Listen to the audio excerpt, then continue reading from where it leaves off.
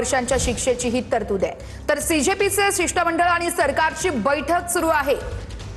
CJP आणि सरकारच्या बैठकीची जागा बदलल्याची माहिती मिळते। याआधी बैठक ही कॉन्स्टिट्यूशनल क्लब पार्क या ठिकाणी होणार होती, मात्र आता सीजेपीची आणि सरकारची बैठक ज्या ठिकाणी होणार होती ती जागा बदलण्यात आलेली आहे। सीजेपी आणि सरकारच्या बैठकीची जागा बदलण्यात आलेली आहे आणि बैठकीला सुरुवात झाली आहे। व्हीपी हाऊस मध्ये सरकारची सीजेपीच्या शिष्टमंडळासोबत बैठक सुरू आहे।